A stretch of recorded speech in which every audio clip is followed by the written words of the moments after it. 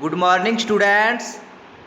तो class 9th के लिए फर्स्ट बुक चल रही है जिसका नाम है बिहाइव बुक। बिहाइव बुक का सेकंड लेसन पढ़ने जा रहे हैं। लेसन का नाम है द साउंड ऑफ म्यूज़िक, संगीत की ध्वनि। इसका आज फर्स्ट पार्ट पढ़ेंगे। पार्ट फर्स्ट में देखो क्या बोल रहे हैं। Evelyn Glennie listens to sound without hearing it. Evelyn Glennie ध्वनि सुनती है इसका श्रवण किए बिना। क्या तो इसका फर्स्ट पार्ट पढ़ने जा रहे हैं। तो सभी स्टूडेंट्स अपनी अपनी बुक में ध्यान देंगे और इसके प्रत्येक वर्ड का मीनिंग जानेंगे। आइए तो इसे पढ़ना स्टार्ट करते हैं। रश, रश का अर्थ होता है भीड़। रश और crowds jostle for position on the underground train platform. बढ़िया स्थान प्राप्त करने के लिए व्यस्त समय की भीड़ भूमिगत रेलवे प्लेटफॉर्म पर धक्का मुक्की कर रही है। A slight girl looking younger than her 17 years was nervous yet excited as she felt the vibrations on the approaching train। एक छोटी व दुबली लड़की जो अपनी आयु 17 वर्ष से भी छोटी प्रतीत हो रही थी, अधीर किंतु उत्तेजित थी क्योंकि वह समीप आती रेलगाड़ी के अनुभव को महसूस कर रही थी। It was her first day at the prestigious Royal Academy of Music in London and daunting now for any teenager fresh from a Scottish farm। London की प्रतिष्ठित रॉयल एकेडमी ऑफ म्यूज़िक में यह उसका प्रथम दिन था और स्कॉटलैंड के फार्म से आई किसी नई किशोरी लड़की के लिए पर्याप्त डराने वाला भी था। अर्थात क्या है, यह जो यहाँ पर फार्म का साउंड थी यह उसको डरा देने वाली आवाज़ एक महसूस हो रही थी। But this aspiring musician faced a bigger silence than most. She was profoundly def.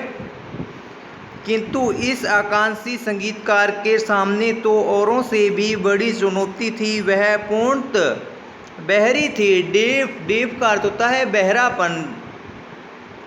आगे देखो सेकंड पैरे को पढ़ेंगे।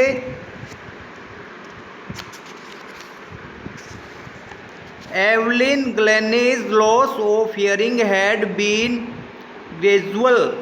एवलिन ग्लेनी की श्रवण शक्ति का ह्रास धीरे धीरे हुआ। अर्थात क्या है, एवलिन ग्लेनी थी उसके अंदर जो शक्ति थी उसका धीरे धीरे ह्रास होने लगा। Her mother remembers noting something was wrong when the 8-year-old Evelyn was waiting to play the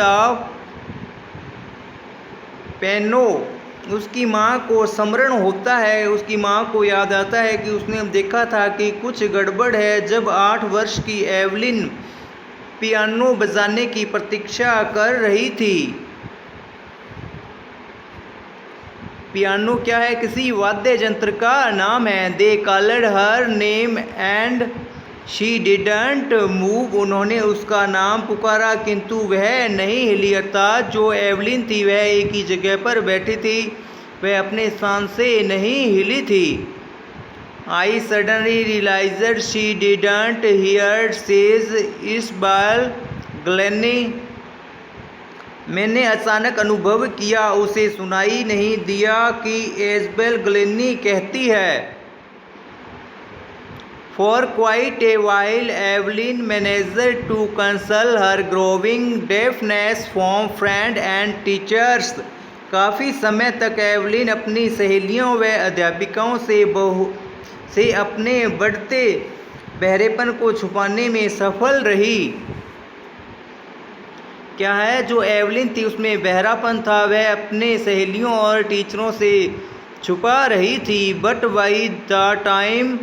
But by the time she was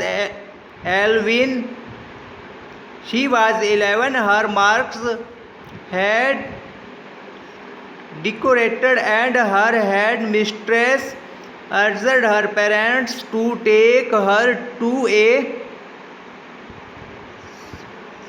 specialist, परंतु जब वह 11 वर्ष की हुई तो उसके अंक कम होते गए और उसकी मुख्य अध्यापिका ने उसके माता पिता से आग्रह किया था, उसके माता पिता को बुलाया कि वे उसे किसी विशेषज्ञ के पास ले जाए।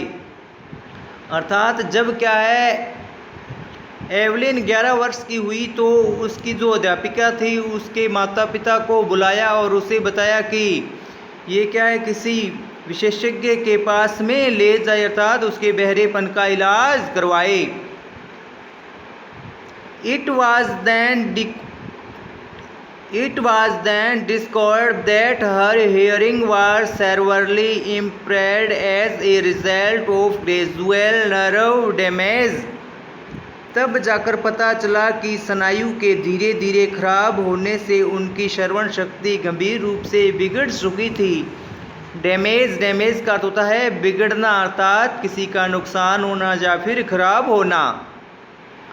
They were advised that she should be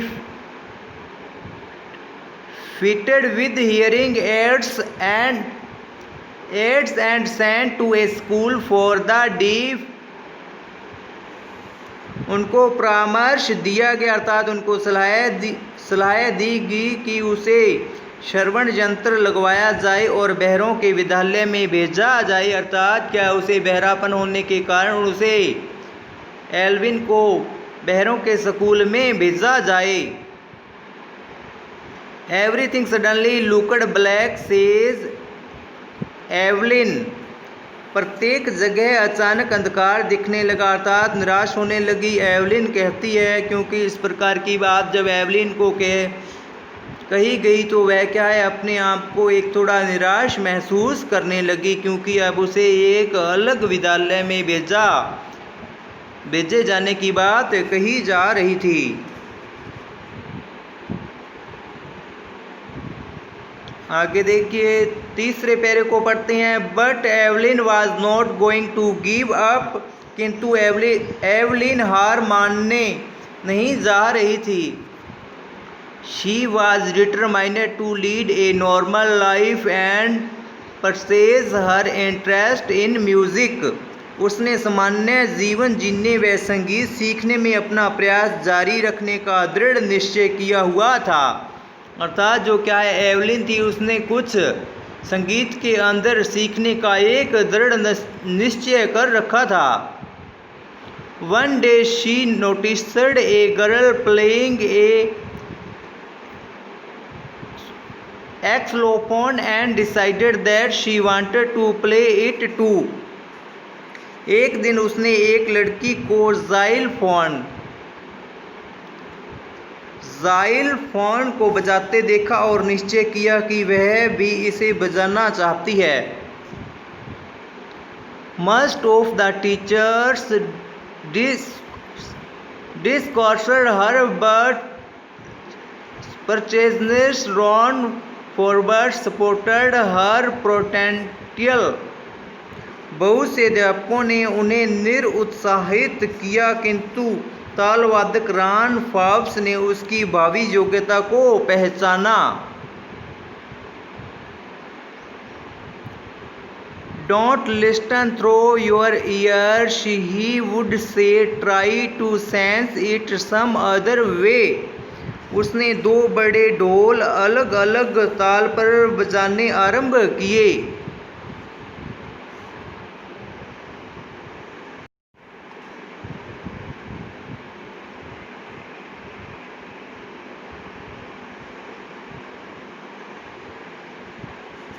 उसने 2 बड़े ढोल अलग अलग ताल पर बजाने प्रारंभ किए। अपने कानों से न सुनो, उसने कहा, किंतु किसी अन्य ढंग से अनुभव करने का प्रयास करो।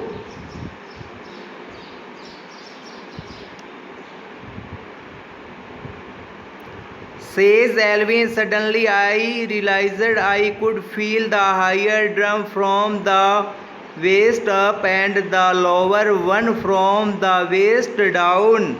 एल्विन कहती है, मैंने यकायक यह समझ लिया कि बड़े ढोल को मैं कमर के ऊपर व छोटे ढोल को कमर के नीचे अनुभव कर रही थी। I